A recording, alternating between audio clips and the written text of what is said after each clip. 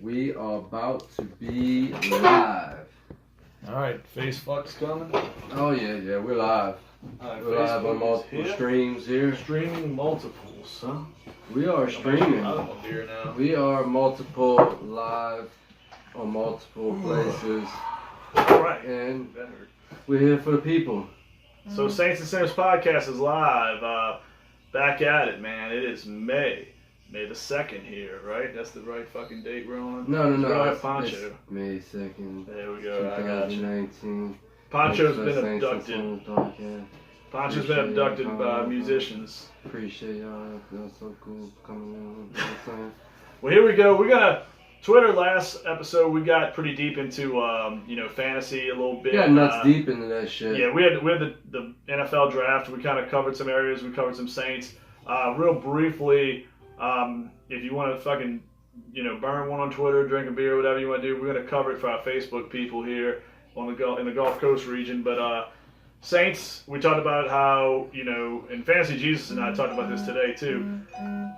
The draft, the different approach, we talked about it. We didn't trade up to get skill position players. Not that it failed us in the past with guys like Cooks and Ingram who've had outstanding careers, 1,000-yard receiver, 1,000-yard rusher.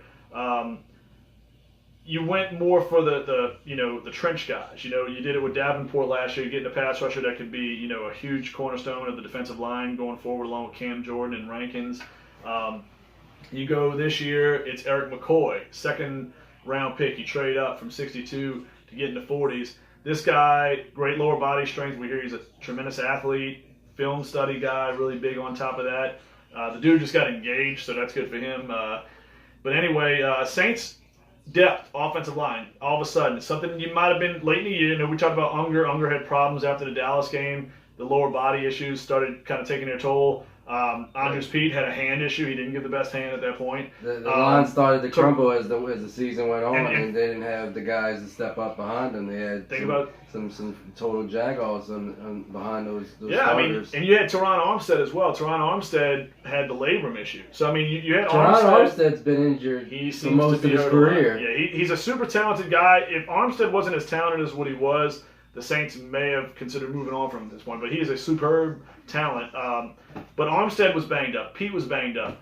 Unger was banged up. Like I said, this wasn't, Super Bowl year, we had the depth. You had the rotational pieces. It's a positional group that's inherently, laden with injuries. I mean, they're the guys that are falling around 300 pound guys. Oh, absolutely. You're going to get that game. in most teams, yeah. You got to respond. The problem with us, it came all late in the year. It seems like it came that way. But now I think the Saints have addressed that. Like I said, you brought in Easton from the Vikings. You got McCoy now. It's good because you had a lot of inexperienced depth last year. Like I said, when we won the Super Bowl back in 2009, you had capable guys, backing up. I mean, Zach Strief could play multiple positions. He was really a solid choice to back up, guard or tackle. Jermon Bushrod, look what he did filling in for Jamal Brown, who was a Pro Bowler who went down in preseason for the year. What you got, man? We got something interesting. I just thought it's pretty damn cool that it's the 10-year anniversary of the Super Bowl. It will be the 10-year anniversary of the Super Bowl, so you know what that means. We've got to get this shit done, Saints. But the Saints, I'm really happy. The safety, Chauncey, was it Chauncey Gardner? I'm still trying to remember his name. Chauncey. I'm going to get these draft guys. It's from England. But Florida Gator, he's a great pick. We talked about him. The guy could play slot corner. Guy could play a safety spot. Real good. Ball hawk. Seems to be a pretty solid tackle, but a nose for the football. Adam told me to, Fantasy Jesus, we should call him, not Adam. But he had a point. Fantasy Jesus. The Saints picked up a running back from Nebraska. I think Divine, and I cannot think of his last name. If somebody could come out on here. Divine Ozigbo is the running back from Nebraska. Yeah. A lot of people had him in their top 8 of running backs. For him to go undrafted. I thought he was one of the guys I was going to steal late in the draft. When I was with the Saints. Somebody's going to get him in a second. FJ's already talking about it. Y'all going to be battling for that. Oh, I knew it as soon as he signed. He thinks this guy is. I know who he is. Oh no, I'm not gonna lie. I'm behind on him. I didn't look. I know you've been going ape shit on the fantasy. He's one of the better size, speed, skill guys that they have. Adam says he sees Mark Ingram. They have a lot of undersized running backs. Adam says he's about 220. He said his feet move like Ingram. He runs with a lot of power. Hits the hole sharply. Looks like he's got the ability to catch the ball a little bit better at the next level. But But they drafted him. They drafted another kid out of Kennesaw State who averaged, it's obviously a small school. This kid averaged like 11 or 12 yards a carry. He had 80 carries for like 900-something yards. Interesting, though. Interesting. I know it's a small school, but just that yards per carry, man, it's going to be kind of interesting. I just want to see what this kid's got. But saying he might be out. He might be cut by week 1 in preseason. I mean, when you're 10 yards downfield before you get touched, I mean, it's kind of. That's what I got to go back and look at some of that. How does a guy average 12 yards a carry, pretty much, in college? I mean, I know there's levels of dominance, and I understand it's Division II or whatever it is with Kennesaw State. Because he could get the edge and nobody could even get close to him. Maybe that's what it is, but there's got to be something that interests me with this guy. But I tell you, your boy from Nebraska, I think that could be an intriguing piece because, like I said, we got Latavius Murray coming in. Murray's had a nice career, but I don't think he's Mark Ingram personally. He's definitely not as talented all around. If there's any hiccup where you miss Kamara for a few games or Murray goes down, this kid could be intriguing. You know what I'm saying? This could be a piece. I mean, we talked about Washington last year. We saw him emerge a little bit down the stretch. He didn't look too bad. But, I mean, this kid could, from like you're saying, you had him listed pretty high. You mean Washington? Is that the Washington from the Lions, right? Yes, I believe so. Not the one with the Raiders. Not the Raiders guy. I'm pretty positive it's not the Raiders. There's too many Washingtons that start with a D that were like third-string backs for teams. But speaking of the Lions, man, do we have any updates on we were looking a little while ago. We didn't see anything, but the Seahawks were visiting with Ziggy Ansah early in the week. Ziggy Ansah is getting love from a lot of different teams. Yeah. A lot of people are saying the Seahawks are the best fit. You're saying Pete Carroll and DK Metcalf came in shirtless and tried to, they had the Nirvana music playing in the background. They may have rubbed their man titties together. Maybe so, man. Maybe that went down. Ziggy's a real, like I said, we talked about him with his 12 sacks he had a couple years ago. Good pass rusher, especially in a part-time role. I think that's going to be maybe his deal right away until he shows he can be an every-down defensive end. Saints don't need him to be a defensive end every down. That's the beautiful thing. You have Cam Jordan and Davenport. We'd like to welcome to the stage Josh Nunez. What's up, Josh, man? The face of Gretna. Draft, man? What you think about the draft we just had? I mean, we were limited with the picks going in, which was cool because we know what we got out of it. We got Davenport, Eli Apple. We had Teddy Bridgewater come out, but Eric McCoy looks to be the replacement for Max Unger. This guy, I mean, a lot of people saying behind Bradbury, the other center, he's was it Garrett Bradbury? A lot of people had McCoy listed as the number 2 center in this draft. There's that other interior lineman. Oh, there's a couple. There's a few, but I mean, didn't they get one from Minnesota? Well, you got Nick Easton as well. I mean, so your depth on offensive line is going to be a much better factor for you. I mean, like I said, we had those injuries late in the season with those guys we mentioned, and that did affect things. I mean, Drew wasn't getting as much of a clean pocket. The running game, obviously fell off just a little bit. Yeah, I mean, it should happen.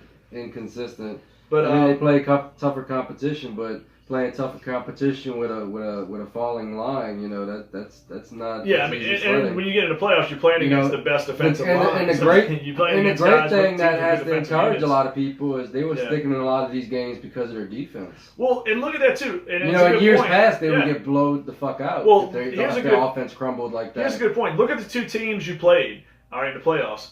Philadelphia, if it wasn't for their defensive line, they wouldn't have made the playoffs. Because that rest of that back end of the defense is horrible. Like, Malcolm Jenkins was the only reasonable guy back there. Darby got hurt. Mills and those guys couldn't do much last year.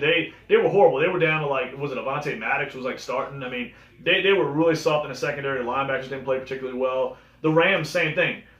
I mean, very mediocre back end linebackers and DBs. But that line, you got Aaron Donald's the best defensive player in the NFL. Ndamukong Suh always has a potential to wreak havoc. You had Dante Fowler up there. He played good. Littleton comes around the edge. He played good down the home stretch after being pretty shitty. But that's what I'm saying. When we talk about the close games the Saints were involved with, I mean, you played 2 very difficult lines down the stretch. But with how long that Suh has been on the market, you think there's a good chance that he goes back to the Rams since nobody else is.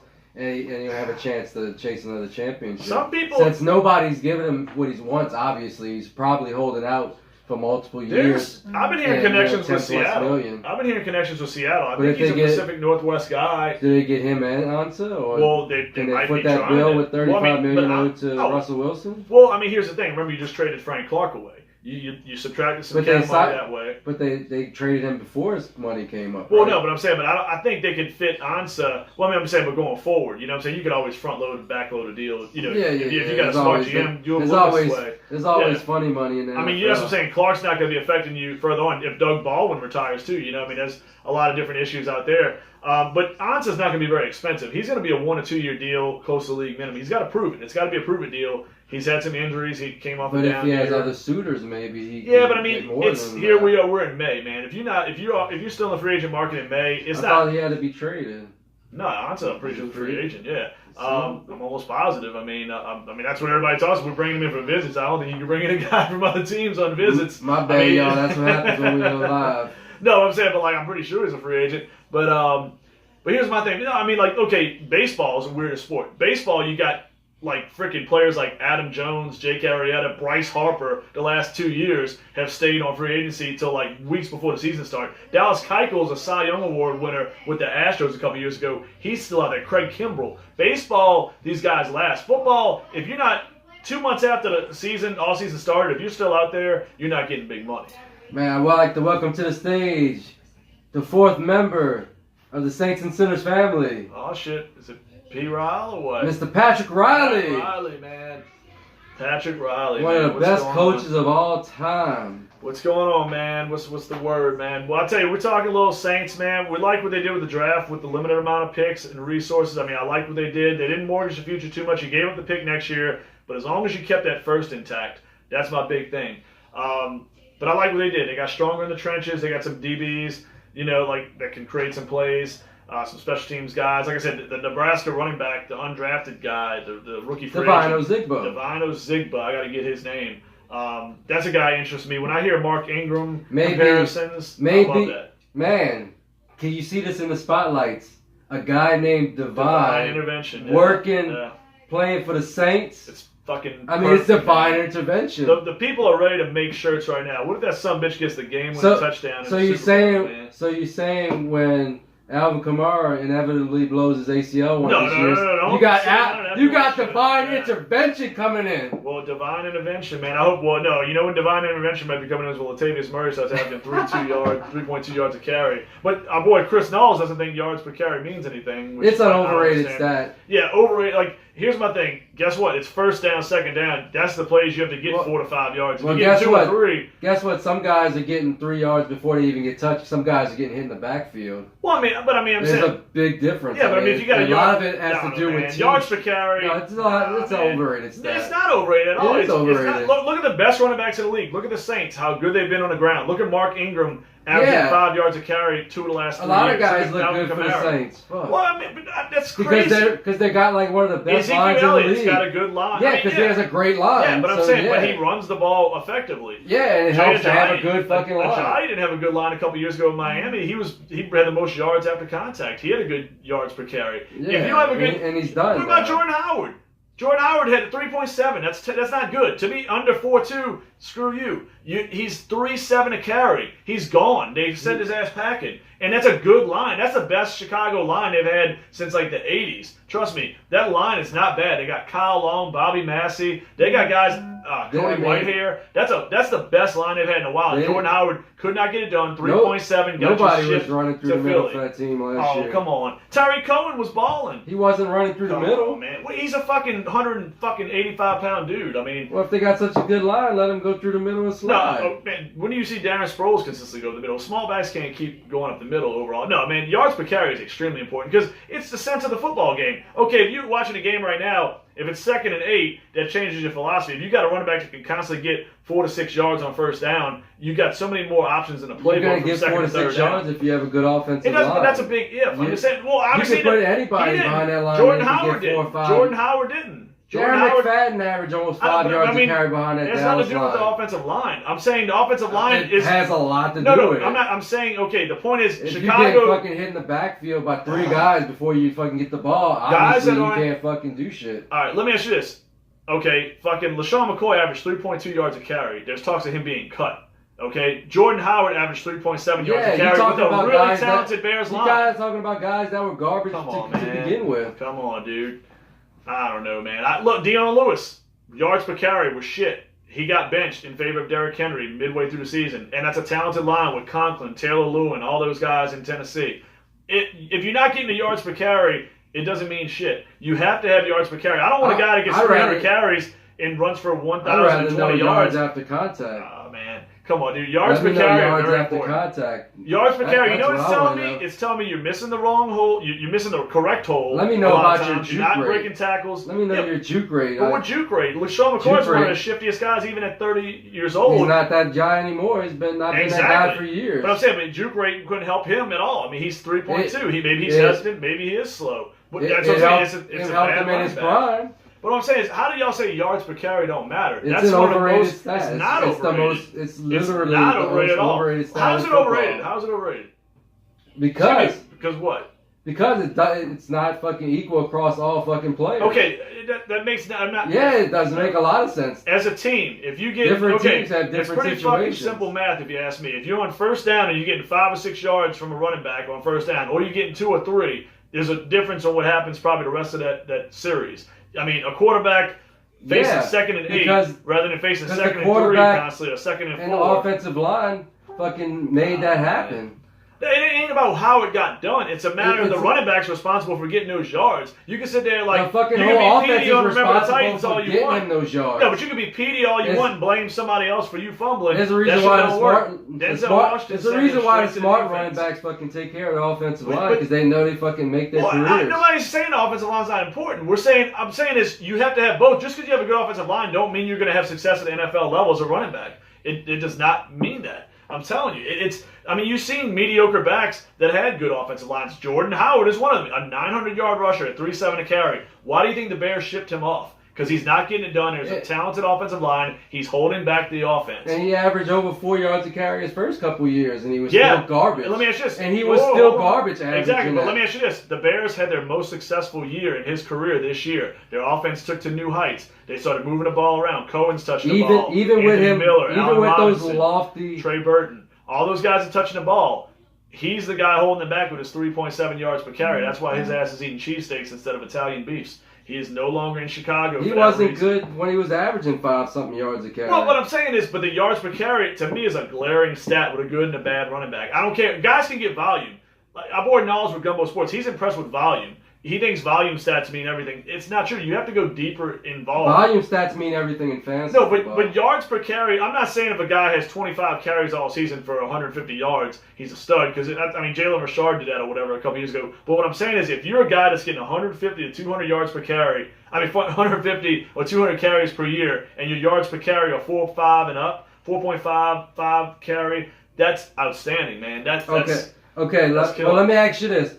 Jordan Howard averaged 5.1 yards a carry, and that team won 3 fucking games. Because they were a terrible team. Why couldn't his yards per carry help that team? Well, he's fucking killing it with his yards per carry, but that team was still shitty. Okay, but this is where I'm talking about. We know why, because yards per carry is overrated. How many games they won this year? How many games they won this year? What they won, 10, 11? Yeah. With him averaging 3.7. But the passing game was a lot better. Go see what their passing because they were. fucking passed. No, I'm saying, but go look at, the problem was Jordan Howard, there's a good chance, yards per carry is definitely important. I don't care what anybody says. But his might have been a little misleading. It might have been in the case of Jordan Howard. It was being that fucking Pat Riley agrees with me. Yards per carry could have more variables than the back. Oh, it absolutely does. Yards after contact. But to me, the may guys be a better stack. Well, That's what I just said. I get that. I get that. But what I'm saying is, here's my thing. But not always, because some guys. But guys who are consistently good backs. Some guys get yards per carry. Some guys get yards by fucking juking the shit out of people and fucking making moves in the open field. So that even's a little bit overrated. There's a lot of variables. It's not the perfect stat. To me, though, it tells you a lot. It tells you a lot. There's no perfect stat. We can break down every stat, but I'm saying it's an important stat. I wouldn't say it's something you don't. Well, in between this argument, we have a lot of people to welcome in. We got Jamel Wilson in the house. What's the word? Smoke.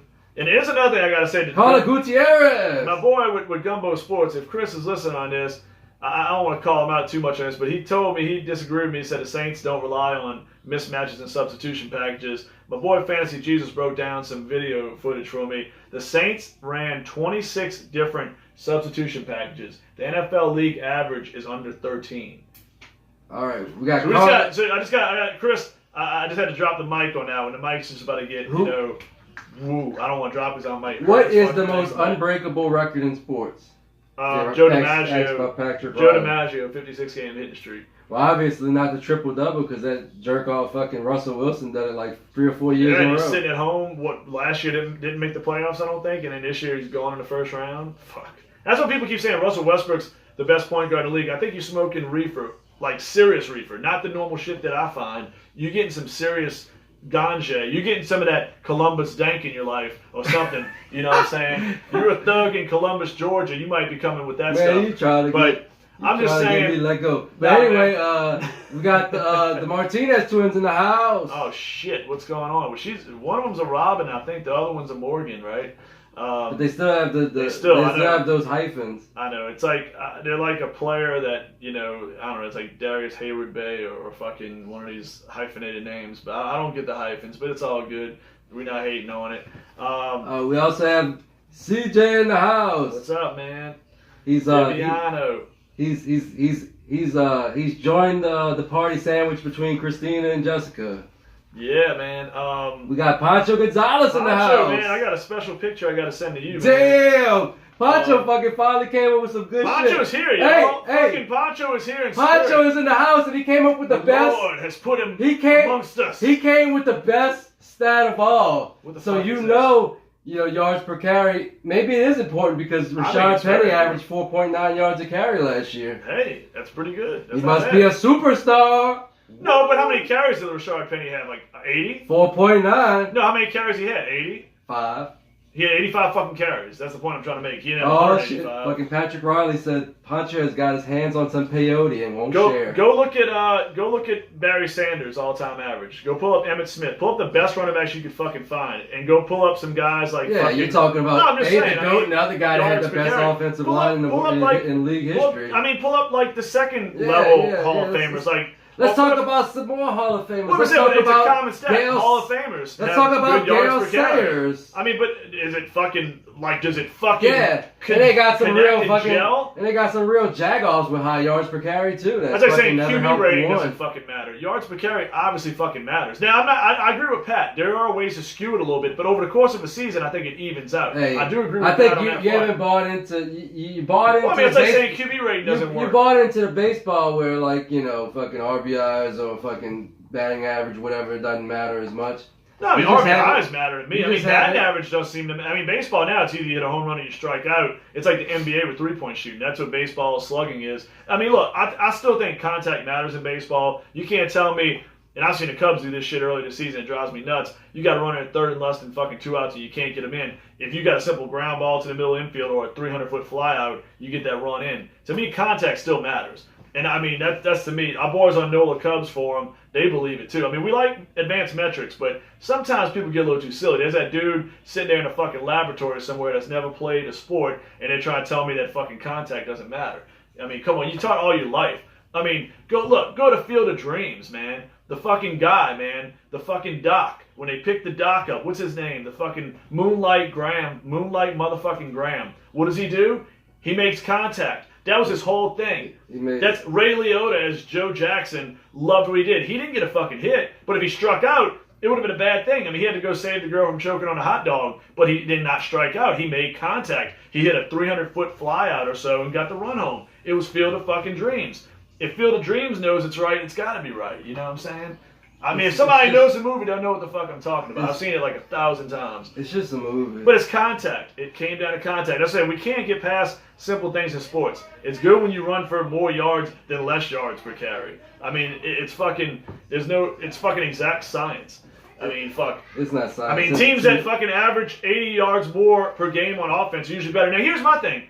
The inexact science to me, the worst in the league, I mean, since we're talking about that, I respect y'all's opinion on it. I see we're 50-50 on it. But here's my thing. The thing that bothers me the most is when I hear people say the Saints don't have a good pass defense because they ranked 29th last year. They got off to a shit start, no doubt. Fitzmagic lit them up. Matt Ryan, you had some tough matchups early in the season. And we did not sink in. Eli Apple helped a lot. But here's my thing. We have the largest fucking margin of victory in the NFL, okay? And I'm told by some people, oh, that doesn't matter. Yes, it fucking matters. Because guess what? You're winning every game by 17 or 14 sometimes. 20, not every game, but most games. And what do teams do when they're up 3 possessions early in the fourth quarter? It's called prevent defense. We give you that 15, 20-yard shit in front. They play it The safe. numbers get skewed. You know, you don't. It's run out the clock time. Come on. Well, now we can roll for a minute. We can roll. No, I said run out the clock time. I thought you were ready to jump off. No, we got 5 minutes to jump off. Well, look, man, what's going on with the score? What's the latest, man? I had the fucking game on. The wife decided to watch Chicago Med rerun or catch up with the DVR. I don't know. Somebody's getting a new screen. But the fucking Raptors and Sixers were playing a good ball game. Lots of physicality. I've seen Kyle Lowry get elbowed in the nutsack by Ben Simmons earlier. Not a pretty move. I mean, he's probably facing a fine there. So who did it? That was Ben Simmons was on the floor and he just like nudged his elbow up right into that man's testicle region. Well, fucking Kyle Lowry did attempt a nutmeg with like fucking 30 seconds left on the clock. A what? A nutmeg. He tried to go through like Ben Simmons' legs, I think, fucking on like some kind of move. Fuck. I mean, that still don't give you the right. right. I'm talking about that was the last game.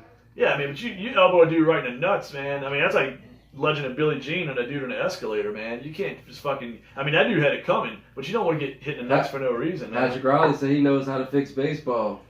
What's that, Ben? Starts with the shift. Each team is only allowed a max of 3 infielders on one side of the field. I am with that. Each pitcher has to face a minimum of 3 batters. 4 corner offense. Well, they're trying to bring that in. Right? That's one of the new rule changes. The shift thing, I'm with, dude. I'm so tired of seeing Rizzo or Kyle Schwarber hit a fucking ball that would be a hit 10 years ago in the right field, but the second baseman's 25 feet off the grass. I mean, but you know what? And I'll say this. I mean, Pat knows you watch Cubs games. I like the fact that these guys, you know what? To me, until that happens, fuck that shift because Rizzo and Schwarber, they've done it lately. Drop a little fucking bunt. If you can drop a fucking 30, 40-foot bunt down that third base line, because the third baseman's playing at the shortstop position. The shortstop's on the right side of the infield. If it playing at the second base spot. If you drop a nice bunt fair, you're like automatically. I mean, that's the thing. There's no, you have an easy, it's a hit. All you, if you can, now I'm not saying it's easier said than done, facing a guy that throws 90-mile-per-hour sliders or 96-mile-per-hour fastballs, or crazy curveballs. It's not the easiest thing to do. But if you can push that fucking ball, routine, it could be a shitty bunt even. If you get it past the pitcher, you're on first base. You know what I'm saying? So, I mean, I like to see teams fuck the shift on that, and hopefully it goes away. But I'm with Pat. It really needs to be a rule change because it's ruining the game. New rule change. Just like fucking Harden fucking ruined the game with his shenanigans and caused some rule changes. I swear new rule changes in baseball. Yeah, man, here's my thing. You talk to your people, we gonna talk to our people. Fucking Warriors and Rockets. Could we get 2 more whiny bitch teams together? That's what I want to know. I mean, you got the 2 biggest whiny bitches on planet Earth when it comes to fucking James Harden and Draymond Green. I mean, it's so fucking... I don't like either one of these teams. They can both lose, I'll be happy. You know what I'm saying? I mean, I don't really have a lot of faith. I mean, I like Denver. They got talent, but they're not quite ready yet. Portland, I don't think, has the depth. Like I said, unfortunately, the Warriors are going to beat Houston. They're up 2-0 already. You got Denzel in the house. I mean, what?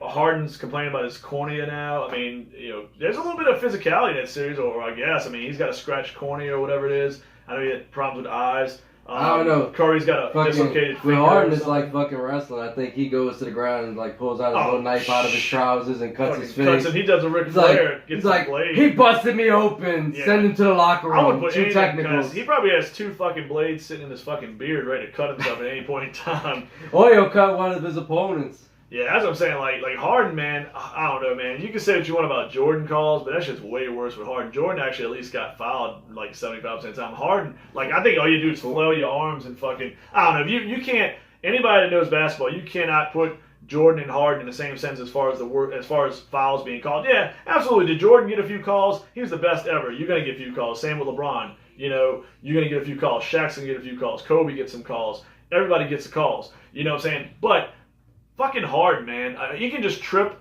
out of sheer clumsiness, flail his arms up. I mean, it's like Ginobili. Well, basically, like all over again. It's like worse, it's like fucking Ginobili, Dirk was a flopper too. I love Dirk Nowitzki as a player, but he was a flopper. It's basically that Euro shit. Hated Ginobili, it's that Euro shit on fucking steroids. Yeah, I mean, I respect the fuck out of the Spurs, but they were great at that shit. Ginobili fucking really was like one of the big innovators of that shit. He Parker, was like one of the first guys. Bowen wasn't much of an offensive player, but he could sell you that he got fouled on that corner three or something, you know. Well, Bowen, he was like the Rodman. Well, he was a defensive stopper. He was like the guy that would get in his opponent's head and fucking make him do. I mean, it was funny. I don't think Duncan wanted to be at the free throw line. Duncan, that was the one kind of Achilles heel with him a little bit. He wasn't a horrible free throw shooter like Shaq-like, but that was a little bit of a soft spot in a guy that had such a great, well-rounded game. I don't think Duncan sold it as much. But who you got going in the East, man? You see two great series going in the East. The East has me a lot more interested right now in the NBA. You got Raptors and Sixers. See if we got an update on that game, man. By the way, I think they say they're going 4 corners in Philly. It's fourth quarter. Philly's up. I saw Philly was leading most of the way earlier. Philly's like whooping that ass right now. Really? Damn, that's crazy, man. And I really got the Raptors, man. I had the Raptors picked to possibly win it all, man. I hope they change that just to make me look smarter. The Bucks, man. I ain't gonna lie, man. As much as I hate their baseball team, Milwaukee, man, I really like watching the basketball team. Giannis is the funnest player right now in the NBA. Did you see him fucking take off like fucking full court? Man. God dang. I think that dude does some amazing. It's 110-84. Okay, so that game's over. The Sixers have taken a 2-1 lead in that series. Oh shit, right? 1-1 in Bucks series. Yeah, that's the Jailblazers won last night. Fucking even in their series. Yeah, there was some drama in that series too. The benches cleared for a minute. I want to say it had something to do with Penis Canner. But anyway, that's why. Yeah, that guy's a douche. I mean, look, respect. I mean, he's a decent ball player, but I've heard he's a douchebag. But anyway, what we got on there, man? What's some interaction that we have to get to? Riley was just telling us some of the scores. What's up, Pat? What's going on, man? Is Milwaukee still losing again in baseball, man? Or are they off, man? They've been getting their ass handed to them lately, man. The Cardinals, best record in the fucking league, unfortunately. But we got those jerk-offs for the weekend, Oh, shit. Knowles is in the house. Knowles came in. Hey, Knowles, everybody agrees, man. The 29th passing defense is not an accurate stat, man, because of the blowouts. We're gonna go. Accurate. No, but it is inaccurate, man. Because I mean, dude, you're playing prevent defense for late in the third quarter and the entire fourth quarter. You're up usually 3 possessions because you have the largest margin of victory in the NFL. So, guess what? Your passing defense is gonna be skewed. And not to mention, Apple helped out like midway. I just want to let y'all know it's the 2nd of the month. What's that about? Oh, yeah, man. That Bone in the house, man. C's cousin's in Bone, by the way. Oh, my cousin's birthday was yesterday. Was it really, man? Happy first birthday. Of the month. Fucking Busy Bone. This is like a... Jizzy Bone, we call him. Yeah, J-Bone. J-Bone. Oh, shit. Everybody coming in late. Everybody's coming in late. We'll kill that music for a second. Hoganson in the house. We could talk for a minute. Miss Helgenfelder in the house. Yeah, man. That Harville's still waiting on that interview. He was so excited. I think once he heard woman coming for an interview, I don't think they could do nothing to me at this point. But anyway, that's a good thing, man. Freedom of speech, baby. But here we go. My thing, man. Pleased with the Saints draft overall. NBA playoffs are fun to watch. Baseball is getting to a good point. I love baseball, man. It's fucking a great time of year with sports, man. Man, y'all caught that Thrones? Yeah, apparently the Game of Thrones is happening, right? the Game of Thrones, it's happening. It's good shit, man. Fucking had it. I had to take advantage of my free 7-day subscription. I've not seen one episode of that shit, man. I've seen, it's funny. My Fire Stick's on the way. A good friend of mine, a friend from back in the day, she figured out that there's a show on Netflix called Orange is the New Black. I said, yeah. I said, Jay, hey, did they have you in a fucking, concentration camp somewhere or something? Like, fucking locked up without fucking, like, daylight or something? Like, great show though, Orange, man. Is Orange fucking, this is the last season of Orange, by the way? Oh, no, that shit jumped the shark for me, like, 4 years ago. It ain't what it once was. It's hard. It's like the same shit over and over again. A lot of shows are hard to maintain, man. Y'all get a little too critical. I mean, look, there's only so many Breaking Bads, Sopranos, The Wires. Look, I mean, I get bored easily with shows like if they lose my interest, I stop watching. I don't know, man. You got to get into that fucking you stayed fucking 2 years too long in that True Blood shit. Nah, I was out of it by the third season. Third season sucked, man. The second season, I mean, you had vampires, you had orgies. they built up the Wolves, and then when fucking Joe Manganiello, whatever the fuck his name is, you know, yeah, I mean, the orgies were great. I mean, I don't know why that even was a factor at this point, but, you know, they were basically going towards, they went from orgies to Twilight. So imagine why the male audience dropped off, because it basically became a shirt-off contest between Jason Stackhouse, Sookie's brother, who was a pretty funny bastard. Jason Stackhouse is Joe, the dude that fucking... Joe Manganiello, whatever. Fucking, player, what's the girl from fucking Modern Family's husband? The guy on Magic Mike. Joe Manganiello? Zero acting skills whatsoever. No offense to the guy. Oh, you mean the dude that looks like he's on the cover of those romance novels? The romance novels guy. That's when the show got shitty. The that motherfucker came right off of the romance novels paperbacks onto the fucking True Blood. The Wolves look like some people out of like some, you know, they look like they were meth addicts. They look like our buddy Huskies. Our buddy Ducote's Huskies. Yeah, that was an impressive group of dogs, man. That was he's got like awesome, 4 man. fucking Huskies. I was about to say, dude, I'm like, I just want one. This is man. like fucking Game of Thrones out there. I know, that motherfucker got protection of the wolves. He got fucking wolves. It's fucking dancing. He got some wolves. Fucking